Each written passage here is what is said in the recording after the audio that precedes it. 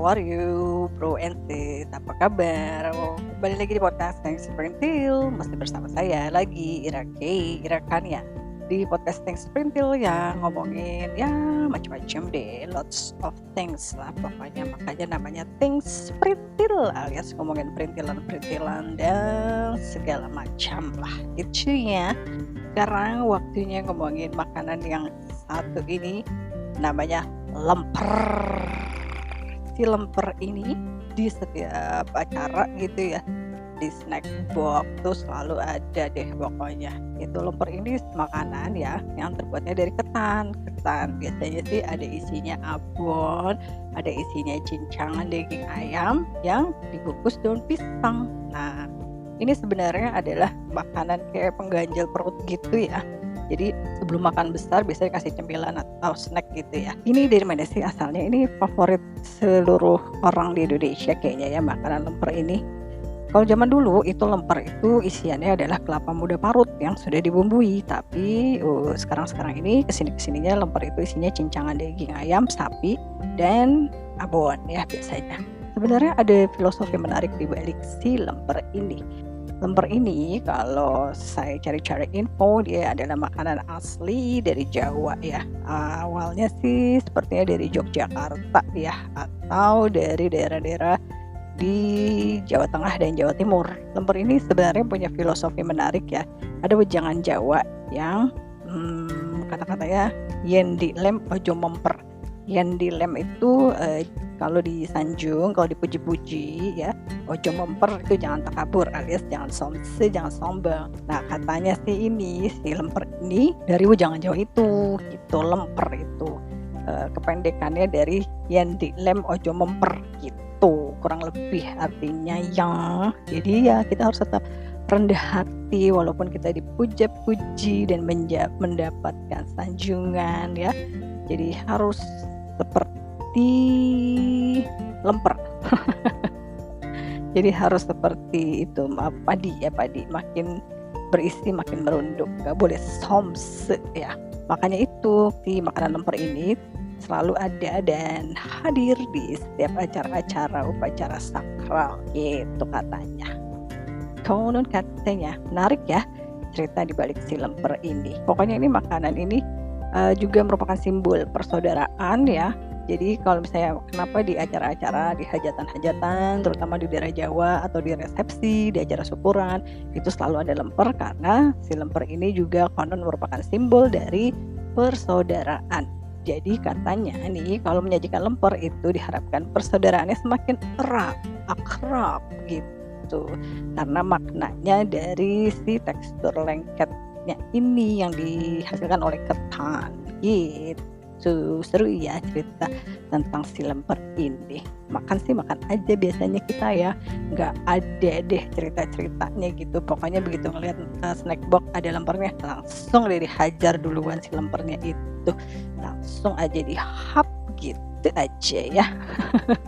Habis gimana sih, endes ya, enak soalnya. Oh ya, ada juga nih sebenarnya satu makanan lagi, bentuknya mirip sekali sama lemper tapi dia tidak dibalut daun gitu. Jadi kalau lemper kan si ketannya diisi daging terus dibalut ditutup pakai daun ya. Nih kalau ini namanya semar mendem. Nah kalau semar mendem ini sama, sejenis lemper tapi tidak dibalut daun. Jadi dia ditutupnya dengan semacam dadar kayak pancake gitu ya bentuknya, campuran telur dan tepung terigu tipis-tipis aja. Jadi bentuknya sama persis kayak lemper tapi digulungnya sama si dadar itu. Dan ini dari mana sih asalnya kalau si semar mendem ini? Semar mendem ini juga sama sih merupakan cemilan kudapan asal Yogyakarta. Karena namanya semar udah pastilah ya asalnya dari daerah Jawa. Ada filosofi apa di balik semar mendem ini? Mari kita cari tahu. Cari tahu loh, bukannya cari semar mendem. Ya, semar mendem ini juga sama nih ya. Karena namanya semar mendem sudah pasti dia asalnya dari Jawa ya. Diambil dari nama tokoh wayang Semar. Kata mendem itu artinya mabuk dalam bahasa Jawa ya. Jadi kenapa sih dinamakan demikian? Karena saking rasanya lezat dan enak sekali. Jadi rasanya tuh seperti kalau lagi makan semar mendem ini rasanya kayak aduh mabuk tak terkira alias bikin pengen lagi gitu. Jadi semar mendem namanya. Kenapa sih dinamakan semar ya? Karena semar mendem ini bentuknya bulat ya, karena bentuknya tuh kayak lonjong bulat ya, isiannya banyak gitu. Jadi kelihatannya kayak tokoh Semar yang badannya subur gitu katanya. Si Semar ini kan senang makan. Semar mendem bahannya dari beras ketan juga, sama diaron dengan santan. Nah, selama proses aron ini si beras ketannya bisa ditambah garam, daun salam juga hingga rasanya jadi gurih gitu. Terus habis itu dibentuk persegi-persegi ya, agak gendi-gendi sedikit, terus di dalamnya diisi suiran deh, itu bisa juga diisi abon. Kan mirip kan sama lemper kan gitu, cuma bedanya ini ada telurnya gitu aja ya. Buat buka puasa enak dong, buat acara nanti lebaran juga boleh disiapin. Cara bikinnya gampang lah. Terus ada apa lagi ya, makanan yang dibalut daun juga nih.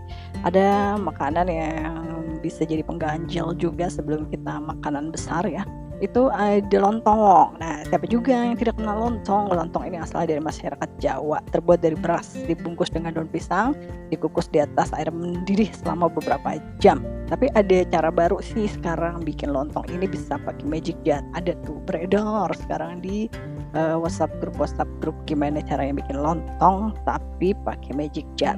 Lumayan sih ngirit waktu ya, karena kan bikin lontong lama banget ya gitu. Apalagi nanti nih udah mau lebaran nih, aduh bikin lontong nih kita, karena kan biasanya ada yang pakai ketupat, ada yang pakai lontong. Tapi beda ya, kalau yang lontong buat lebaran kan gak ada isinya. Kalau yang ini lontong yang jadi cemilan atau snack itu adalah lontongnya lontong isi, biasanya diisi dengan sayur-sayuran, ada juga yang isinya oncom, ada juga yang isinya daging. Enak sekali, dan ini juga salah satu makanan yang sangat kondang sekali selama bulan Ramadan ini. Ya ampun, itu pasti di bazar itu sudah banyak bererot yang jualan lontong ya.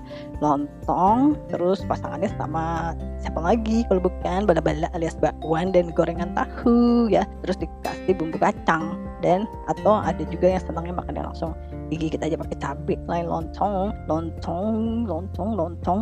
Ada lagi makanan yang juga berbungkus daun, tapi ini daunnya biasanya sih daunnya itu pakai daun bambu. Nah, kalau si ini dibungkusnya daun bambu dan bentuknya bukan panjang, bukan lonjong, bukan panjang, tapi bentuknya segitiga. Nah, siapa yang tahu? Ayo angkat tangan. Berhadiah bacang. Ya, bacang ini adalah makanan tradisional terbuat dari beras ketan, diisi daging, dibungkus dengan daun bambu, dibentuk segitiga.